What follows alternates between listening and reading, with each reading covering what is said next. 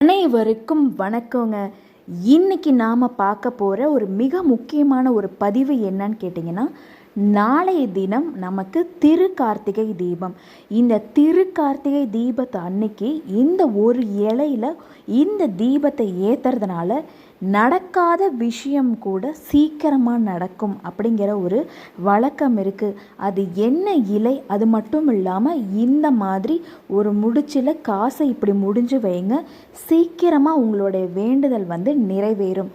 அது என்ன அப்படிங்கிறத பதிவுக்குள்ளே போய் பார்க்கலாம். பதிவுக்குள்ளே போகிறதுக்கு முன்னாடி மறக்காமல் நம்மளுடைய சேனலை சப்ஸ்கிரைப் பண்ணி சப்போர்ட் பண்ணிக்கோங்க. இன்னைக்கு பரணி தீபம் இருக்குது. பரணி தீபம் எதுக்காகனா, யம பயத்தை நீக்குவதற்காக வீட்டு பூஜை அறையில் ஒரு 5 விளக்கு நெய் தீபம் நம்ம ஏற்றுறது வழக்கம் இருக்குங்க. அதாவது பரணி நட்சத்திரமானது இன்னைக்கு காலையில் 8 மணிக்கு தொடங்கி அது நாளைக்கு காலையில் 7 மணி வரைக்கும் இருக்குது. அதுக்குள்ளே நம்ம 5 நெய் தீபத்தை நம்ம பூஜை அறையில் ஏற்றி வைக்கிறது ரொம்ப விசேஷம். அதாவது நம்மளுடைய வருங்கால சந்ததியிருக்கும் அதுபோல் முன்னோர்கள் செய்த பாவங்கள் எல்லாமே நீங்குவதற்காக நம்ம இந்த பரணி தீபம் ஏற்றுறோங்க. சரி, இப்போது நம்ம இந்த பதிவில் பார்க்க போகிறது நாளை தினம் திருக்கார்த்திகை தீபம். அதாவது திருவண்ணாமலையில் அண்ணாமலையாருக்கான தீபத்தை ஏற்றினதுக்கப்புறம் மாலை 6 மணிக்கு மேலே வீட்டில் நம்ம 27 அப்படிங்கிற எண்ணிக்கையில் தீபம் ஏற்றலாங்க. உங்களுக்கு என்ன வழக்கம் இருக்கோ அந்த வழக்கத்துக்கு ஏற்ற மாதிரி தீபம் ஏற்றிக்கோங்க. இப்போ உதாரணமாக நீங்கள் பூஜை அறையில் 2 விளக்கு, வாசலில் 2 விளக்கு, கோலத்தில் 2 விளக்கு, அதுபோல் சமையல் அறையில் 2 விளக்கு, அந்த மாதிரி நீங்கள் உங்களுடைய வழக்கத்துக்கு ஏற்ற மாதிரி ஏற்றி வச்சுருங்க. அதுக்கப்புறம் என்ன பண்ணணும் அப்படின்னா, ஒரு அரச இலை எடுத்துக்கோங்க.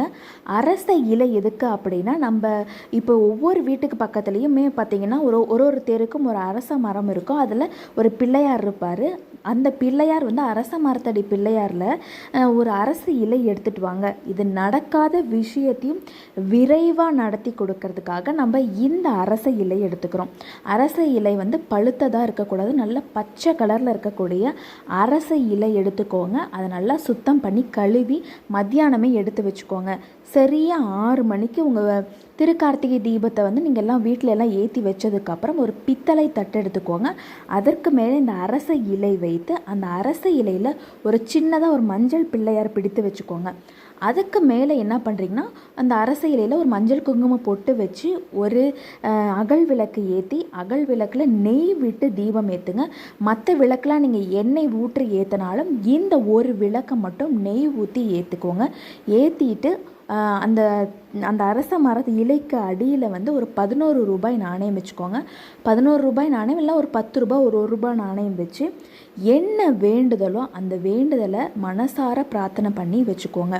அதுக்கப்புறம் என்ன பண்ணுறீங்கன்னா, அது நீங்கள் மற்ற விளக்கெல்லாம் எரியும் வரைக்கும் இந்த விளக்கும் எரியட்டும். அதுக்கப்புறம் என்ன பண்ணுறீங்கன்னா, அந்த 11 ரூபாய் எடுத்து முடிச்சு போட்டு ஒரு வெள்ளை துணி போட்டு முடிச்சு போட்டு உங்கள் வீட்டு பூஜை அறையில் இருக்கக்கூடிய விநாயகருடைய படத்திற்கு வச்சுருங்க.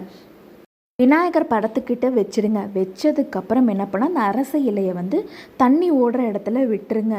இது சீக்கிரமாக விரைவாக உங்களுக்கு இந்த விநாயகர் பெருமான் உங்களுடைய வேண்டுதலை நிறைவேற்றி கொடுப்பார். நாளைக்கு ரொம்ப ரொம்ப ரொம்ப விசேஷமான, ஏன்னு கேட்டிங்கன்னா, நாளைக்கு சிவபெருமான், பெருமாள், அது மட்டும் இல்லாமல் சுக்கிர பகவான், கிருத்திகை நட்சத்திரமும் நமக்கு இருக்கனால முருகப்பெருமான், இவங்க எல்லாத்தோடைய அருளும் சேர்ந்து கிடைக்கக்கூடிய இந்த நாளை மிஸ் பண்ணிடாதீங்க. மறக்காமல் செஞ்சுடுங்க. நிச்சய பலனுண்டு. மற்றும் ஒரு பதிவில் சந்திப்போம். நன்றி, வணக்கம்.